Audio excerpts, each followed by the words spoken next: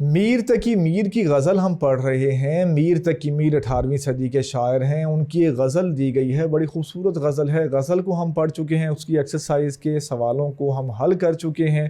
غزل کے نام سے تو آپ پہلے بھی واقف ہوں گے، ہو سکتا ہے آپ میں سے کافی سارے بچے اپنی ڈائری پر جو ہے غزل نوٹ بھی کرتے ہوں، غزلیں سنتے بھی ہوں مختلف گلوکاروں کی، اور غزلیں جو ہے وہ اپنے بڑے بہن بھائیوں کی کتاب اٹھا کر جو ہے کورس سے کتاب اٹھا کر غزل کوئی پڑھ چکے ہوں، یا کوئی شاعری کی کتاب لا کر وہ غزل پڑھ چکے ہوں۔ تو غزل کے نام سے جو ہے کم و بیش سارے بچے واقف ہوتے ہیں۔ آج ہم یہ دیکھتے ہیں کہ غزل ہوتی کیا ہے۔ دیکھیں، کسی چیز کے بارے میں جب آپ نے شناخت کرنی ہو، اس کی تعریف کرنی ہو، تو کچھ تو کرائٹیریا اس کا ہوگا نا، جس کے مطابق یہ طے کیا جائے کہ بھئی یہ غزل ہے، یہ نظم ہے اور یہ نثر ہے۔ تو سب سے پہلے ہم آپ کو بتا دیں کہ دو ڈویژنز ہوتی ہیں بڑی۔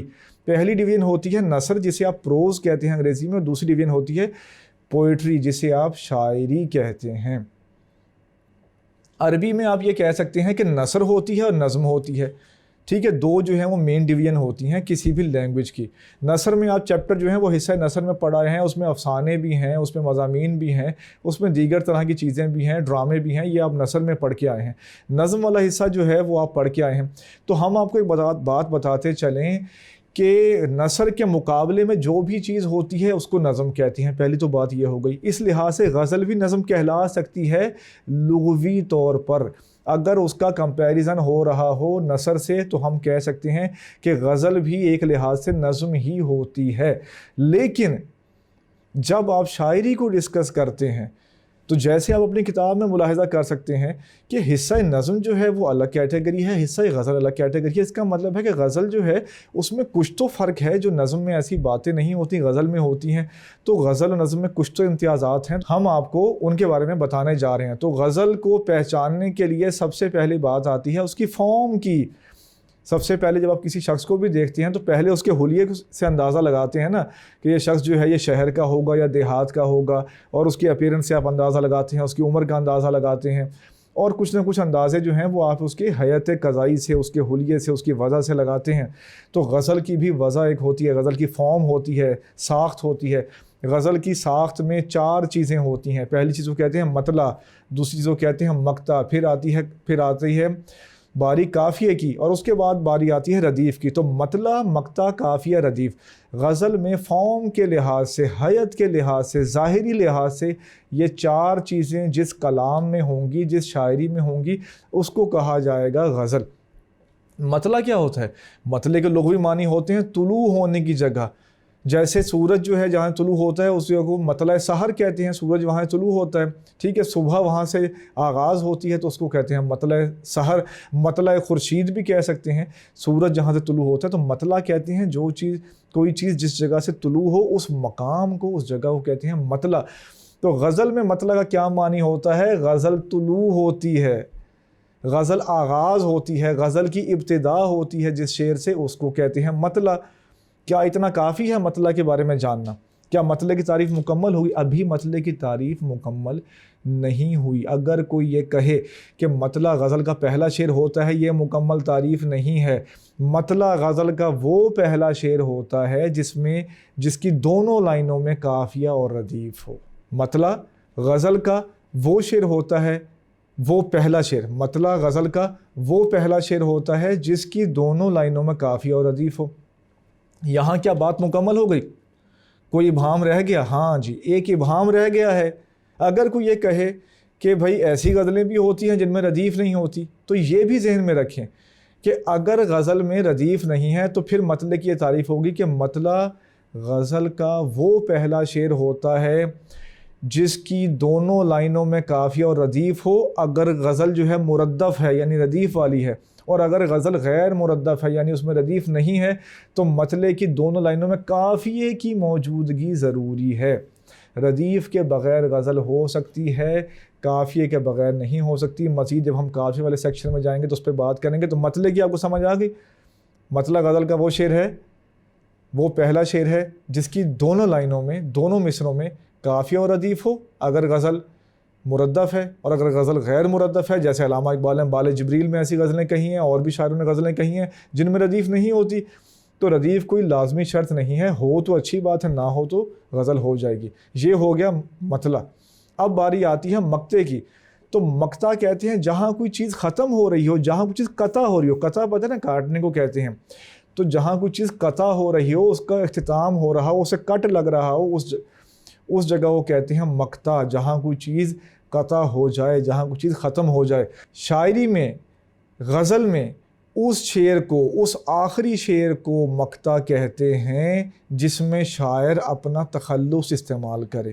اگر کوئی بچہ یہ لکھ دے کہ مقطع غزل کے آخری شعر کو کہتے ہیں، کیا یہ تعریف درست ہوگی؟ نہیں، یہ تعریف درست نہیں سمجھی جائے گی، یہ مکمل نہیں سمجھی جائے گی۔ غزل کے ہر آخری شعر کو مقطع نہیں کہتے، غزل کے اس آخری شعر کو مقطع کہتے ہیں جس میں شاعر اپنا تخلص یعنی پین نیم استعمال کرے۔ جیسے اس غزل میں کیا مقطع تھا؟ میر ان نیم باز آنکھوں میں ساری مستی شراب کی سی ہے۔ تو میر تقی میر نے اپنا تخلص میر استعمال کیا ہے، لہٰذا یہ مقطع کہلائے گا۔ اور مطلع کیا تھا؟ ہستی اپنی حباب کی سی ہے، یہ حقیقت سراب کی سی ہے۔ حباب اور سراب ہے، قافیے کی سی ہے، ردیف ہے۔ غزل کا پہلا شعر ہے، اس میں قافیہ موجود ہے، ردیف بھی موجود ہے، تو وہ مطلع ہو گیا۔ اور یہ آخری شعر ہے، اس میں شاعر کا نام موجود ہے، تو یہ ہو گیا مقطع۔ اب باری آتی ہے قافیہ ردیف کی۔ قافیہ ردیف کے بارے میں ہم آپ کو پہلے بھی بتاتے آئے ہیں، تو ایک دفعہ پھر بتا دیں کہ ردیف سے فوراً پہلے آنے والے ہم آواز الفاظ کو کہتے ہیں قافیہ۔ جیسے اس غزل میں کیا قافیہ ہے؟ حباب ہے، سراب ہے، اضطراب ہے، خواب ہے، گلاب ہے، وغیرہ وغیرہ، یہ قافیہ استعمال ہوئے ہیں۔ یہ قافیہ کیا ہیں؟ یہ کی سی ہے، کی سی ہے، اس سے فوراً پہلے آئے ہیں، تو یہ قافیہ کہلائیں گے۔ قافیہ کی تعریف میں لکھیں گے قافیہ ان الفاظ کو کہتے ہیں، ان ہم آواز الفاظ کو کہتے ہیں جو کسی غزل میں ردیف سے فوراً پہلے آتے ہیں اگر غزل مردف ہو۔ اگر غزل غیر مردف ہو پھر کیا ہوگا؟ پھر یہ لکھیں گے کہ قافیہ ان ہم آواز الفاظ کو کہتے ہیں جو مردف غزل میں ردیف سے فوراً پہلے آئیں اور غیر مردف غزل میں مصرعے کے آخر میں آئیں۔ یہ ہے قافیہ کی مکمل تعریف۔ ہم پھر دہرا رہے ہیں، اس کو لکھ لیں۔ یہ باتیں اتنی تفصیل سے نہیں لکھی ہوتی کسی بھی جگہ، ہم آپ کو تفصیل سے بتا رہے ہیں۔ قافیہ ان ہم آواز الفاظ کو کہتے ہیں جو مردف غزل میں یعنی ردیف والی غزل میں ردیف سے فوراً پہلے ہوں، وہ ہم آواز الفاظ۔ اور اگر غیر مردف غزل ہو، غین یہ رے غیر، میم رے دال فے، دال پہ شد ڈالیں گے، غیر مردف اگر غزل ہو تو مصرعے کے آخر میں آتے ہیں۔ قافیہ مطلع کے دونوں مصروں میں ہوتا ہے اور بعد میں آنے والے شعروں کے دوسرے مصرعے میں ہوتا ہے، یہ یاد رکھیں۔ قافیہ کے بارے میں ہم آپ کو ایک اور خاص بات بتائیں کہ اگر آپ سے یہ پوچھا جائے کہ غزل کی حیت میں کون سا ایسا عنصر ہے، کون سا ایسا جز ہے جس کے بغیر غزل نہیں ہو سکتی، تو آپ جواب دیں گے قافیہ۔ غزل مطلع کے بغیر ہو سکتی ہے، غزل مقطع کے بغیر ہو سکتی ہے، غزل ردیف کے بغیر ہو سکتی ہے، لیکن غزل قافیے کے بغیر کبھی نہیں ہو سکتی۔ قافیہ ہے غزل کی روح، قافیہ ہے غزل کی جان، اس کے بغیر غزل جو ہے نہیں ہو سکتی۔ اب ہم بڑھتے ہیں ردیف کی طرف۔ تو ردیف جو ہے ان الفاظ کو کہتے ہیں جو ہو بہو دہرائے جاتے ہیں مطلع کے آخر میں قافیے کے بعد، اور پھر ہر غزل کے ہر شعر میں دوسری لائن میں جو ہو بہو الفاظ آخر میں آتے ہیں قافیے کے بعد آتے ہیں۔ جیسے اس میں لفظ آئے ہیں کی سی ہے، ردیف کا مطلب ہوتا ہے پیچھے آنے والا، کیونکہ قافیے کے پیچھے ہی آتے ہیں اور یہ ایک جیسے رہتے ہیں، ان میں کوئی رد و بدل نہیں ہوتی۔ قافیے میں رد و بدل ہوتی ہے اور ردیف میں رد و بدل نہیں ہوتی۔ تو یہ باتیں آپ کو امید ہے سمجھ آ گئی ہوں گی۔ غزل کی پرانی تعریف یہ تھی، کچھ لوگ یہ کہتے تھے کہ غزل عورتوں کی باتیں کرنے کا نام ہے، کچھ کہتے تھے عورتوں سے باتیں کرنے کا نام ہے، کچھ جگہ پہ یہ لکھا ہوا ہے کہ غزال کے منہ سے یعنی ہرن کے منہ سے جو دکھ بھری آواز نکلتی ہے جب وہ تڑپ رہا ہوتا ہے تو اس کو غزل کہتے ہیں۔ یہ سب تعریفیں اپنی جگہ بجا ہیں، لیکن آج کی غزل 21ویں صدی کی غزل بہت زیادہ تبدیل ہو چکی ہے۔ وہ اب صرف عورتوں کی باتوں سے متعلق نہیں رہی، عورتوں سے باتوں سے متعلق نہیں رہی، یا اس میں صرف درد و غم کا بیان نہیں ہوتا، بلکہ دنیا کے سارے مسائل جو ہیں وہ اس میں جو ہیں پیش کیے جاتے ہیں، سیاسی جو ہیں باتیں بھی غزل میں ہو سکتی ہیں, سیاسی نوعیت غزل بھی ہو سکتی ہے. جو سماجی تبدیلیاں آ رہی ہیں دیکھتے دیکھتے, ان کا اظہار بھی غزل میں ہو سکتا ہے. کسی فرد کی جو نفسیات ہے اس کو بھی پیش کیا جا سکتا ہے. تو ڈھیر ساری باتیں جو ہیں, ڈھیر سارے موضوعات, حتیٰ کہ سائنس کو بھی جو ہے آج کل غزل میں سمویا جا رہا ہے. لوگوں نے ایسے بھی شعر کہے, دیکھیں غالب نے کہا تھا لطافت بے کثافت جلوہ پیدا کر نہیں سکتی, چمن زنگار ہے آئینہ باد بہاری کا. تو اس زمانے میں بھی یہ سائنسی شعر تھا. آج سائنس بھی یہ کہہ رہی ہے کہ بھئی یہ تو سائنس ہے پوری جو ہے نا, جو غالب نے پیش کیا. تو سائنس بھی غزل میں آ سکتی ہے, سیاست بھی غزل میں آ سکتی ہے, سماج کے جو مسائل ہیں وہ بھی غزل میں آ سکتے ہیں. جو نئے زمانے کی تبدیلیاں ہیں ان کو بھی غزل میں سمویا جا سکتا ہے. شرط کیا ہے؟ شرط یہ ہے غزل کے مزاج کو سمجھنا, کسی چیز کو غزل کے مزاج کے مطابق پیش کرنا. غزل کا مزاج نہ ہونا, اس کے موڈ سے واقف ہونا ضروری ہے. تو کچھ بھی پیش کیا جا سکتا ہے, لیکن طریقے سے, سلیقے سے. اس طریقے سلیقے کو غزل کی زبان میں کہتے ہیں تغزل. تو تغزل کا خیال رکھنا پڑتا ہے. تو امید ہے غزل کے بارے میں ہم نے جو آپ کو باتیں بتائیں, غزل کی تعریف بتائی, مطلع مقطع قافیہ ردیف کے بارے میں بتایا, اور آج کی غزل کے بارے میں بتایا. ایک بات ہم آپ کو اور بتاتے چلیں جو اس سلسلے میں بہت آپ کے کام آئے گی. غزل کا ہر شعر ایک علیحدہ معنوی اکائی ہوتا ہے. انگریزی میں آپ کہہ سکتے ہیں کمپلیٹ میننگ فل یونٹ ہوتا ہے. اس کو وسیع بھی آپ کہہ سکتے ہیں کہ علیحدہ معنوی تخلیقی جمالیاتی اکائی ہوتا ہے. تو جبکہ نظم میں ایسا نہیں ہوتا, نظم میں ہر شعر دوسرے سے جڑا ہوتا ہے. غزل میں ہر شعر اپنے اندر ایک مکمل جہان رکھتا ہے, علیحدہ سے اس کی پوری شناخت ہوتی ہے. علیحدہ سے بھی اس کو پڑھ دیں گے تو وہ پوری جان کے ساتھ, پوری توانائی کے ساتھ موجود رہے گا.